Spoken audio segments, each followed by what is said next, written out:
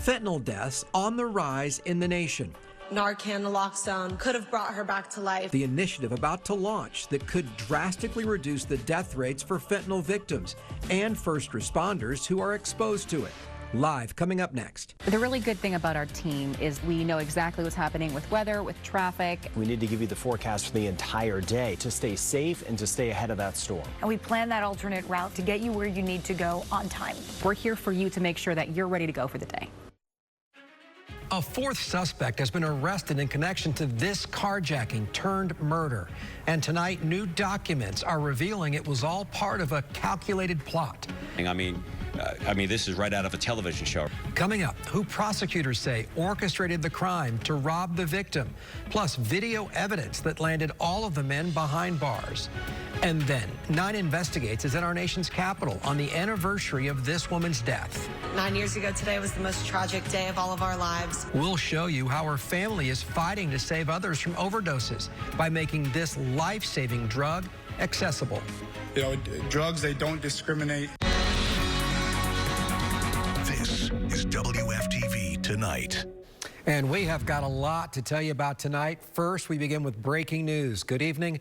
I'm Greg Wormuth. Right now, reports of severe weather damage are coming in across Central Florida. And just take a look behind me at this mangled 7-Eleven gas station near Cimarron Boulevard and Howell Branch Road in Castleberry. It was just one of the areas hit by strong thunderstorms this evening. And a tornado warning was issued for both Seminole and Orange counties. And look at this video. This is actually video of a funnel cloud over I-4 as this vehicle was traveling northeast near Maitland. Now, it's a funnel cloud because we don't think it touched down, but still a scary sight thanks to someone's dash cam. And we have live team coverage bringing you the latest damage reports in real time. Certified meteorologist George Waldenberger standing by with a play-by-play of tonight's wild weather. But first, we want to send things out to Nick Pampantonis in Castleberry with a closer look at that gas station's damage. Nick. Greg, crews right now are preparing to remove a car that was underneath the gas station when it fell over. You can see that silver-colored sedan right there as workers around it try to figure out how to get the mangled top of the gas station off of it and get that car out of here so they can begin the cleanup process. I was told nobody was hurt in this. Thank God. You can see, though, very scary situation for the driver. We spoke to him not too long ago. He said it was so fast. Everything was so quick. He is thanking God that everyone is okay. Seminole County told me that the pumps at this station are actually okay, not compromised. And that we actually spoke to witnesses as well who just remember the scene as this station toppled over. It was crazy. It was loud. It was really loud. It was going like literally almost sideways. Like I said, it was so thick you couldn't even see halfway through the parking lot at all. So yeah, it was a lot of hail, a lot of hail. And so we don't have a timeline yet for these crews' work. Obviously, they're busy getting that done. Again, everyone okay at this scene. Damage, though, as we said, rolling in from across this area. They do remember that hail. You heard that sideways wind. Everyone just thankful, again, that this wasn't more serious. Live in Castleberry, Nick Pampantonis, WFTV Tonight. All right, Nick, and we're also getting a look at that hail coming down tonight. This is near UCF. Listen to that as it bangs off the ground and off that rooftop. The video was taken near University Boulevard and Dean Road. Certified meteorologist George Waldenberger has been monitoring all of the severe weather across our area tonight. Many of you watched him as he, again, broadcast all of the severe weather warnings as they came in. And these storms seem to pick up steam throughout the evening. They really did. And if you were watching our newscast between 5 and 6:30 p.m., we were actually watching the storm threat unfold in real time. And then right around 7:15 to 7:30, that's when the storms really got bad. That's when we had a tornado warning issued for the east side of Orlando. We went on with wall-to-wall coverage, and it's a good thing. We wanted to keep people ahead of that. Zooming in, all of these storm reports, but this one is the funnel cloud I-4 Fairbanks curve. That's where Greg was actually showing you the video at the top of the newscast. Now what's left of the rain, and it's still heavy. This is the north side of Baldwin Park toward Winter Park and Eatonville. The rain is still coming down. Thankfully, the severe weather threat has diminished, but we have areas here that had 4 to 5, almost 6 inches of rain. The rain continues, but our rainfall bullseye is right on the east side of Orlando, where we've had, again, 4, 5 to 6 inches of rain. The rain will be tapering. Tomorrow, we have a complete overhaul in our weather, so I need to update you how hot the temperatures will get this weekend, who will be the hottest, and then when a very wet weather pattern. What's going to cause that? Just ahead, Greg. All right, George, good job tonight. And now would be a good time to download our free WFTV weather app. That way you can receive alerts during severe weather outbreaks like tonight, including those tornado warnings that were popping up all throughout the early evening hours. And that app is available now. It is free in the Apple App Store and on Google Play. I got a lot of push alerts during my dinner break and knew that we had some rough weather to keep our eye out for. Download it now. Turning now to our other top story, new documents are detailing an alleged conspiracy to kidnap and kill a South Florida woman. There are now 4 people accused of carrying out the crime in April. And as you can see here behind me, it was all caught on camera in Seminole County. Tonight, we're learning who prosecutors say ordered the kidnapping. According to investigators, this man set up Catherine Aguas Villas after she drove to pick up drug money from him, and then he stole the $170,000 back in a violent chain of events. These photographs were also included in the new documents. They show Aguas Villas' car on fire. Prosecutors say the 3 other suspects worked together to shoot her, torch her vehicle, and dispose of the evidence. Before that breaking news tonight, our Nick Pempentonis sorted through all of this new information, and tonight he's walking us through this calculated and complicated murder investigation. All 4 men face the death penalty if prosecutors decide to pursue it. If convicted, they will all get a minimum of 10 years in prison. Turning now to a new arrest in a pool party shooting that left 10 people hurt. Seminole County deputies say 20-year-old Chase Gillespie exchanged gunfire with a 16-year-old suspect at Cabana Live in April. As you can see, the shooting sent nearly 200 partygoers running for their lives. That 16-year-old, Christopher Bowie Jr., was tackled by a security guard the night of the shooting and taken into custody. The state attorney's office has decided to charge him as an adult. And tonight we are learning more about a traffic stop that took a turn for the worse in Volusia County. Investigators say that this video exposed the driver as a liar.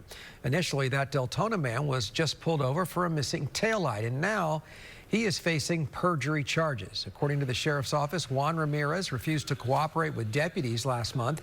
He can be seen rolling up his window and recording a deputy after he was asked for his license and registration. Investigators say he refused to comply with deputies' demands and was eventually pulled out of his truck and put in handcuffs. From there, the situation only escalated when Ramirez filed a formal complaint. The sheriff says the suspect lied when he accused deputies of choking him, cursing at him, and slaying him to the ground. Not 1 camera, not 2 cameras, not 3 cameras, 6 different cameras from 6 different angles. Nobody ever curses him. In fact, they showed greater restraint than I would have ever showed. Sheriff Chitwood called Ramirez's actions dangerous, especially in today's climate. He is being held on a $50,000 bond tonight. Also in Volusia County, the investigation into inappropriate behavior at the Holly Hill Police Department has been handed over to the state. For the past few months, the Volusia County Sheriff's Office has been looking into allegations made against multiple leaders at the department. In March, we told you those allegations caused the former police chief, Jeff Miller, and a captain of the department to resign. Since then, 2 sergeants were placed on paid leave. It will now be up to FDLE to determine whether criminal charges are appropriate. In the meantime, the city is tasked with determining discipline for each officer and the direction it wants to go with its department. Today, the Florida Supreme Court sided with Governor Ron DeSantis on the decision to suspend former state attorney Monique Worrell. The governor appointed state attorney Andrew Bain after suspending Worrell back in August. Worrell was first elected in 2020 as the 9th Judicial Circuit State Attorney, which covers Orange and Osceola County. Channel 9's Ashlyn Webb read through the 25-page opinion released this morning. Worrell responded to the decision today, calling it a, quote, mockery of democracy and an attack on political independence. Her suspension will now go before the Senate for a trial. Worrell says she plans on running again to regain the seat. Still ahead tonight, 9 Investigates is in our nation's capital on the anniversary of this woman's death. We'll tell you how her family is working with lawmakers and law enforcement to prevent future overdoses with a life-saving medicine. But first, an emotional day in Normandy, France to commemorate one of the most pivotal moments in modern history, D-Day. After the break, how world leaders paid their respects. Sky Witness 9 on Channel 9 Eyewitness News, bringing you closer to the scene during live breaking news. Sponsored by Attorney Dan Newland. There are many sides. I feel like fun today. To every story. But I can flip any minute. From dramatic. Lot of drama with the mamas. To just plain crazy. Who wanted bacon? TV 27's Court Block has them all. You got it one more time. Watch weekdays at 10 a.m. Don't play with me, okay? I'm sorry, Your Honor. Brought to you by the Leach Firm. Injured in an accident, hurt at work, or problem on the job? Reach for Leach. On June 6, 1944, Allied forces stormed this beach in Normandy, France. The D-Day invasion helped defeat Nazi Germany during World War II. And today, 80 years later, President Biden and First Lady Dr. Jill Biden joined other world leaders to meet with some of the remaining survivors. They paid their respects to the more than 4,400 who lost their lives, 2,500 of them Americans. In an exclusive interview with World News Tonight anchor David Muir, Biden said important lessons from D-Day actually apply today. What do you think these American heroes can teach us right now about meeting this moment? Stand up, tell the truth, serve your country. Many of them died sinking in the life. Come across that beach as long as it's just astounding. It's astounding. But what it says to me is how critical alliances are, how critical for our security. President Biden compared that fight against the Nazis to Russia's present war with Ukraine, saying democracy is more at risk around the world than at any point since the end of World War II. Ukrainian President Zelensky was also in Normandy for the anniversary event and is expected to sit down with Biden in Paris tomorrow. Covering our Space Coast tonight, the astronauts for NASA's Boeing crew flight test are aboard the International Space Station. This is the moment the crew at the ISS welcome Butch Wilmore and Sonny Williams after a beautiful liftoff. We'll show that to you here as Channel 9's Melanie Holt has more on an exciting day in space. And this crew flight test will end with a parachute and airbag-assisted landing over the western U.S., and that will take place around June 14th. All right, we don't see it very often, but we saw it today, a funnel cloud. It did not apparently touch ground, making it a tornado. Yeah, there were numerous reports, people driving right down I-4, a lot of people, right above, literally right above them, a funnel cloud associated with the tornado warning that we were on air with. This was between around 7:15 and 7:30. We have some video from our tower cam as this was happening. So you can see looking north, Greg, that is I-4 on the left. You can see the thunderstorm cloud there. On the left, you see it's illuminated by essentially sunset. The east is to the right, and the funnel cloud would have been basically right in the middle of the screen. And so let's see. Yeah, it's a little difficult to see, but kind of between the two buildings. All right, there it is, right there. At the very end of the time lapse, it was at the top of the buildings in the center of the screen. So that was a look at the video that we were showing you during the tornado warning today. And one of the reasons the storms were so fierce, it was hot. 101 degrees in Sanford. That tied a record. And this gave us a lot of rain, 4 to 5 inches of rain. Oviedo, Goldenrod, Castleberry, Maitland. And unfortunately, though, some other areas Closer to the villages and Ocala, didn't see a lot of rain. And even in parts of Brevard County, little to next to nothing. Most of the rain was right around here on the east side of Orlando. This is where we have one rainfall report near Goldenrod, and the rain is still falling there. You can see the showers are over Cape Canaveral. These are falling apart. So tomorrow morning should be dry as you're heading to work. As this front approaches, things will change yet again. The front will kind of sag in and usher in drier air, so we're going to dry back out for the weekend, but it's not going to cool us down. It'll be another hot day. Then we get a second front next week that kind of sits to our north as tropical moisture returns, and this will usher in a messy weather pattern. We'll talk about that coming up. But this evening, the showers end. And then for tomorrow, we have a few spotty showers, and that's about it for the afternoon. So if you work outdoors, some brief passing showers through the evening. Temperatures will be nice and hot. We're talking mid-90s for tomorrow. Shouldn't be as hot as today, but could be a couple degrees away from records. Here's your 7-day forecast. The weekend always in view. A slight chance of rain on Saturday and 97, 98 on Sunday. Then temperatures go down as the wet weather settles in. Again, we're going to talk about next week's wet weather coming up. Greg? All right, thanks, George. When we come back, a push to make a life-saving drug more accessible. We'll tell you how this local family was motivated to fight for change after losing their loved one. Weather from Severe Weather Center 9 is brought to you by the law offices of Attorney Dan Newland. It has been 9 years since this local woman died of a drug overdose. Since then, her parents, through the group Victoria's Voice, have been fighting to prevent future tragedies. Investigative reporter Shannon Butler was in D.C. today, where a bipartisan effort is seeking to put the life-saving drug naloxone in the hands of everyone. All right, Shannon, thank you. And again, very sobering statistics. Coming up in our next half hour, we're getting new insight into a lawsuit targeting panhandlers. And then cameras captured the minutes after the most powerful rocket in the world lifted off today. What SpaceX finally accomplished without this rocket blowing up this time.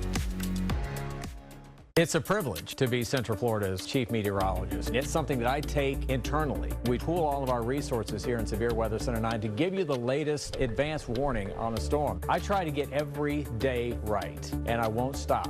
I'm here to keep you safe. Up first at 10:30, we're getting new insight into a suit targeting Seminole County's panhandling laws. We talked to panhandlers today who wouldn't go on camera, afraid to be arrested for begging in the streets. They told us they take the risk because they don't have another choice. And today, our Sabrina Majori also spoke to the attorney representing them. We are learning more about how this Porsche crashed into a home. We first brought you the story as breaking news on Eyewitness News this morning. At about 4:30, the driver of the Porsche crashed into a duplex on Anderson Street in Orlando. Minutes earlier, Orlando police received reports of this white Porsche driving recklessly through the area. 5 people were in the sports car.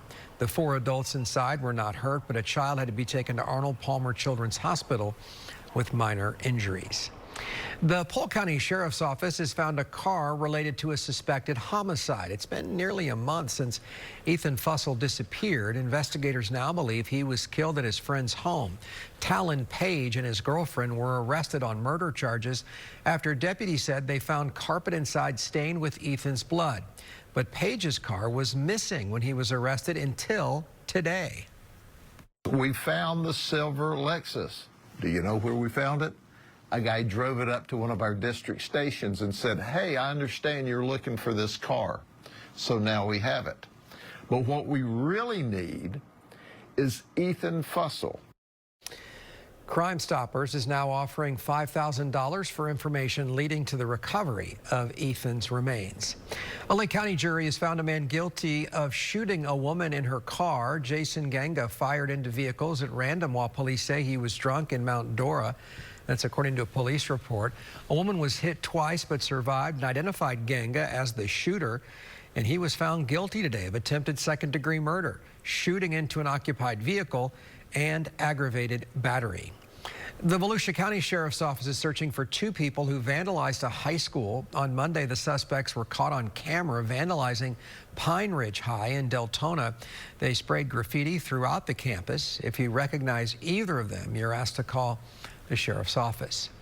Police in Titusville are stepping up patrols after a rise in burglaries. They are initiating a proactive crime program over the next 2 months. This will include reminders for residents to lock their cars and close their garage doors.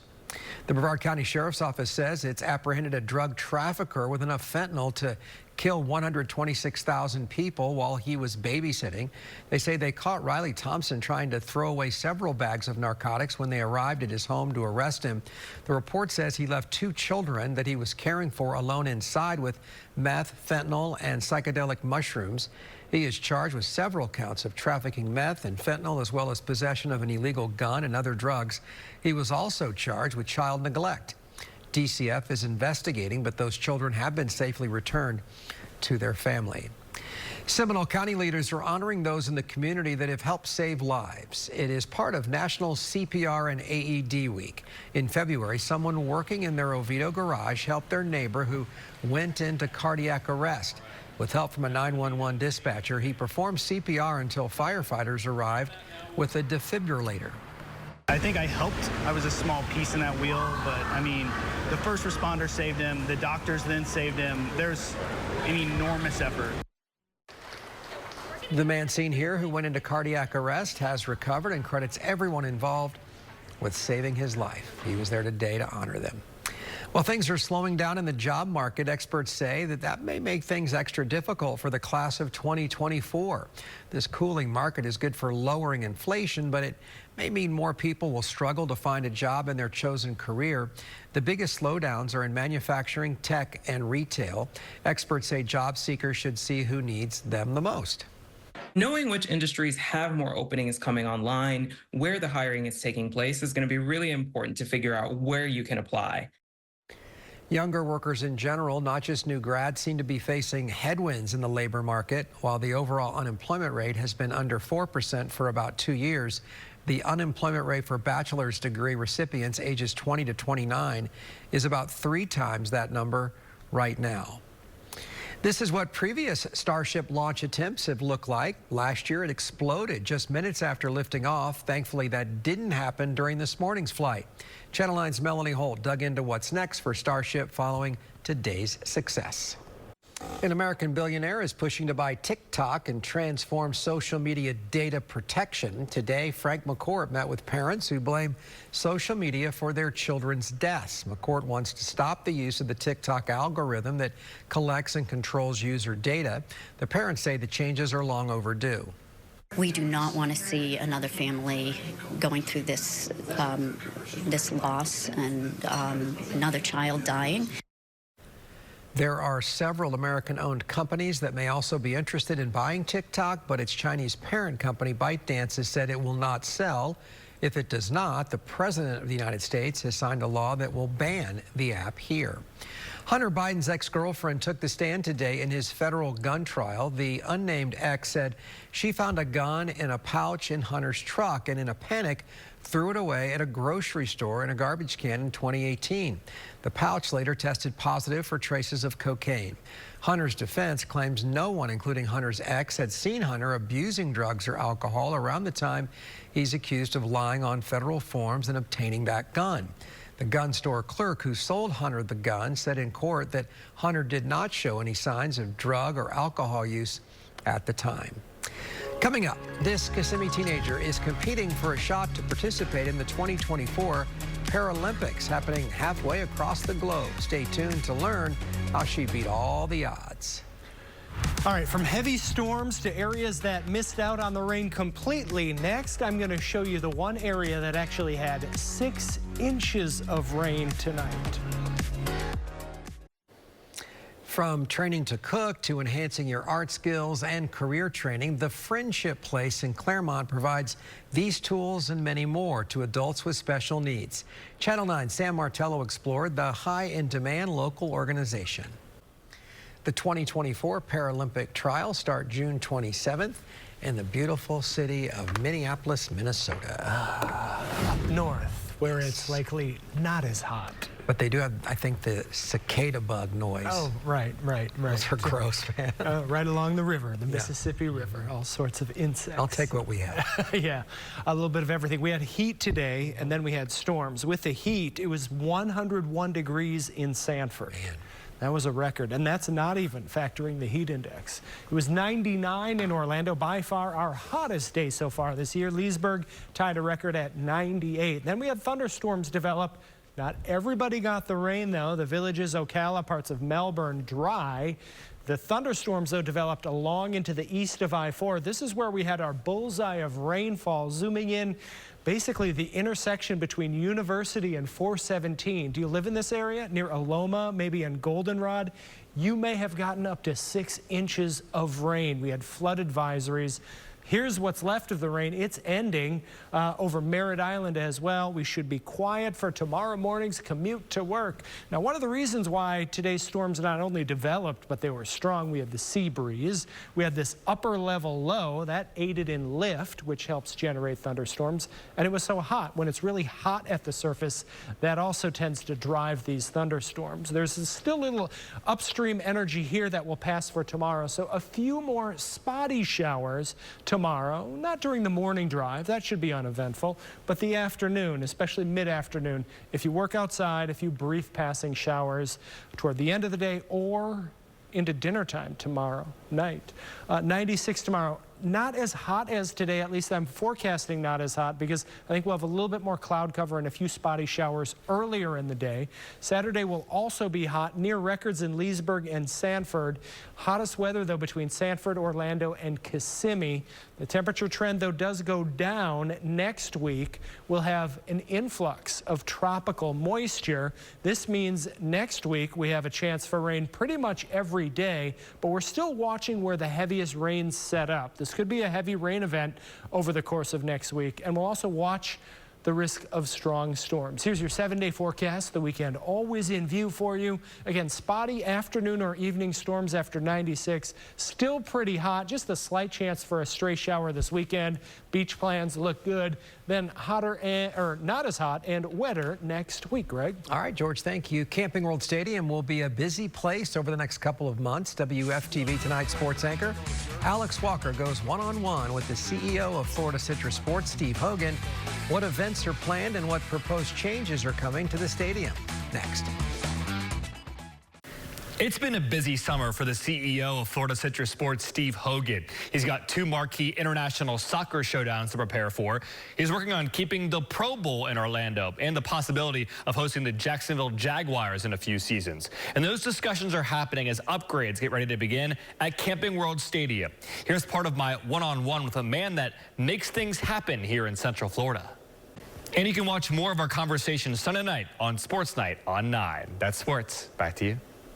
All right, and the Celtics look like they're going to take game 1, and in fact, it is over, a blowout over on Channel 9. All right, so we'll have our newscast over there in just a second. Right. Meanwhile, overnight through tomorrow morning should be pretty quiet. The last of the thunderstorms are basically ending. So for tomorrow, there could be a few more pop-up showers either afternoon or evening, and then a hot weekend ahead. All right, we're going to show you a funnel cloud over Orlando over on Channel 9.